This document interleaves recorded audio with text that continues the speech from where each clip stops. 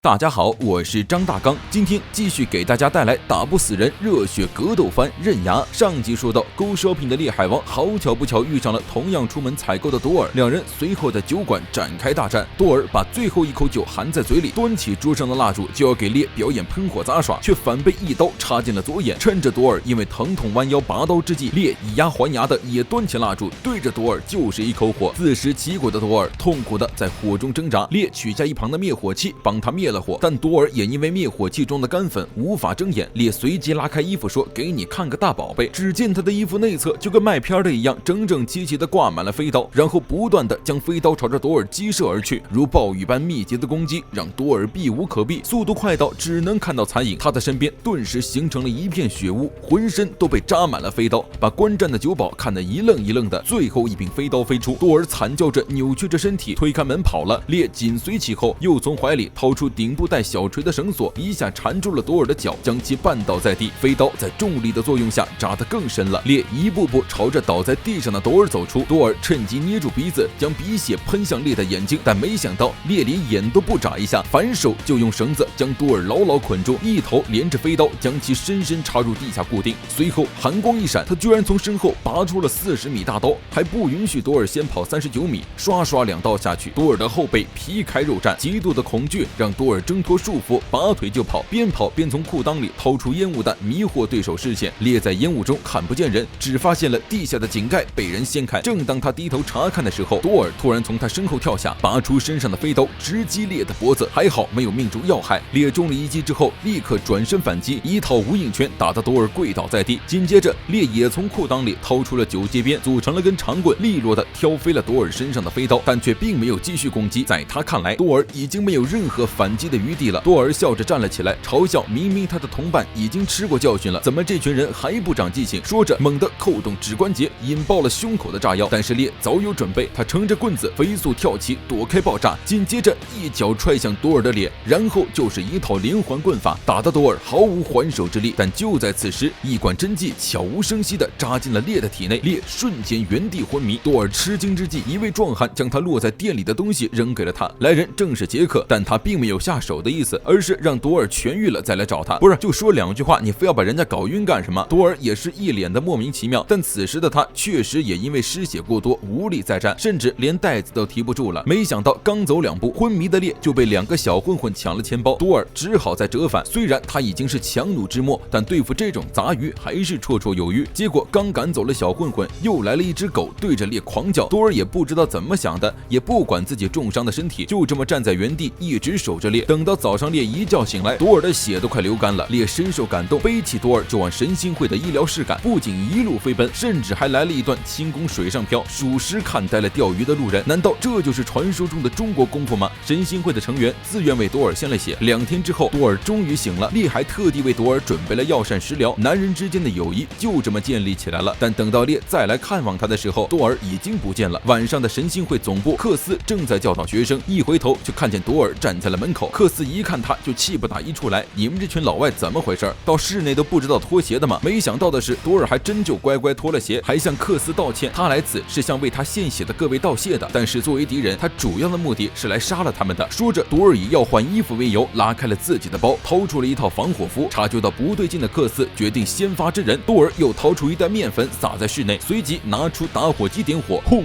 剧烈的粉尘爆炸瞬间将神心会2楼夷为平地。消防车紧急赶往现场，而罪魁祸首已经悠闲地离开了，但是他没走多久就被满脸是伤的独步拦了下来。好家伙，正面被炸了脸，老哥你还没死啊？独步表示现在应该分出胜负了。他很疑惑，多尔在奥利巴和烈的手里都没讨得好，但为什么就是不认输呢？还告诉他奥利巴和烈都死了，一个被陨石砸中，一个掉进了地震的缝隙里，而独步决定亲手和多尔结束这一切，并表示多尔用什么暗器都行，他都会赤手空拳接下来。虽然多尔多次表示这次只会用拳头，但独步坚信多尔到最后肯定会使用暗器，因为他就是那种卑鄙的外乡人。这一下彻底激怒了多尔，他还真的赤手空拳扑了上去，但面对独步，他明显的轻敌了，被独步2拳下去，打得当场昏迷。等到多尔再次醒来的时候，又回到了神心会的道场，而在他面前的人正是在爆炸中被2级烧伤的克斯。好好一帅小伙，愣是被烧成了光头卤蛋。克斯问他承不承认自己输了，多尔不回答，就直接一拳上脸。可能正是印证了那句名言：我变秃了也也变强了。克斯一击锤晕了多尔。等到多尔醒来，克斯继续问他认不认输，不认输就继续打，一直僵持到晚上。克斯为多尔准备了饭，吃完之后对战再次开始。明明身边就有现成的刀叉暗器，但多尔就像是变了个人一样，坚持赤手空拳战斗，却被克斯瞬间撂倒在地。克斯的拳头悬在多尔的脑袋上，他的下段刺拳能击穿3层混凝土，更别提人的脑袋。克斯最后问一次多尔，你到底认不认输？多尔倔强的闭上了眼，到死都绝不承认自己输了。克斯恨铁不成钢，毫不食言的结结实实砸了下去。这一击直接将多尔的脸锤出了一个可怕的大坑。等到多尔再次醒来的时候，克斯已经离开了。他让自己的弟子给多尔带了一句话：这场比赛是你赢了，克斯做不到再一次伤害多尔，所以自愿认输。多尔惊呆了，赢得了胜利的他却并不开心，而是找到了克斯，跪在他的门前，坦坦荡荡的承认了自己的败北。那一刻，他的心得到了解放。另一边，德川却登门拜访了日本的空手道大师国宗。这位大师在海外非常的有名望，教授的学生大多数都是警察和军人，甚至佛波勒，墙上还挂满了各国高层写的感谢状。虽然国宗看上去是个独臂的干瘦老头，但他的手却如同猛禽一样，十分的可怖。空手道分为空掌、毒手、杀手、活手、副法这几种不同的派别。空掌就是能在手中制造真空。说着，国宗轻轻松松的用手掌吸起了一个保龄球。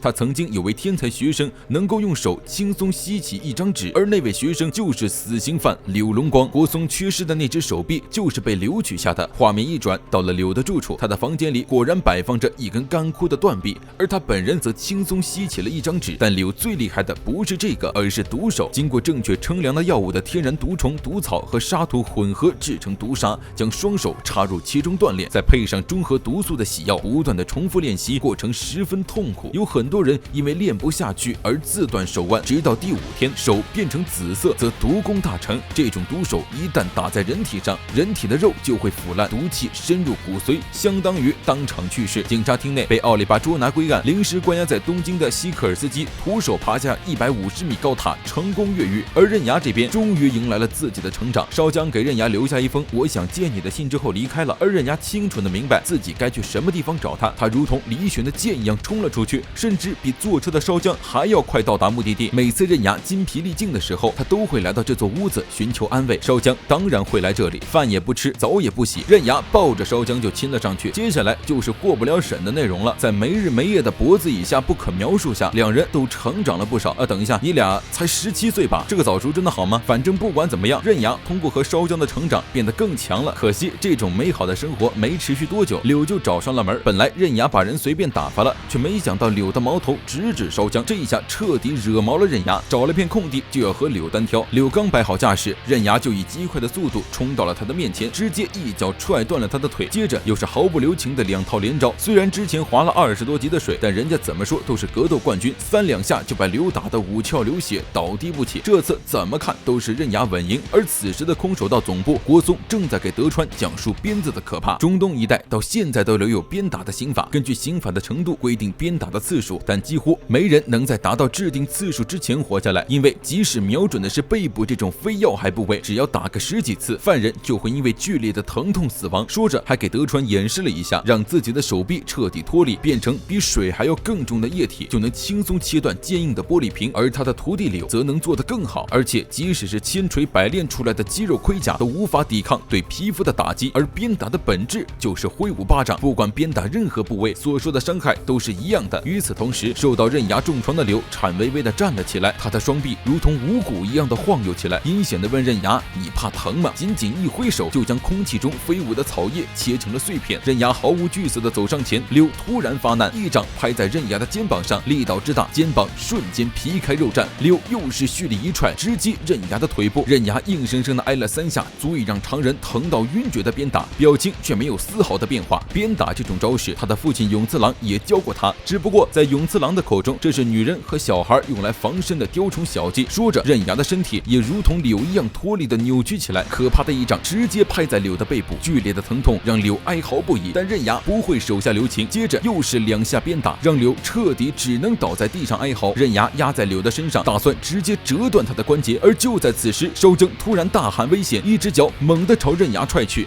刃牙急忙翻身后撤躲开，而出现在他面前的正是从监狱逃走的西科尔斯基。仅剩的2个死刑犯都找上了刃牙的麻烦，2对1的劣势之下，刃牙能够胜利吗？预知后事如何，记得点赞关注，我们下期再见。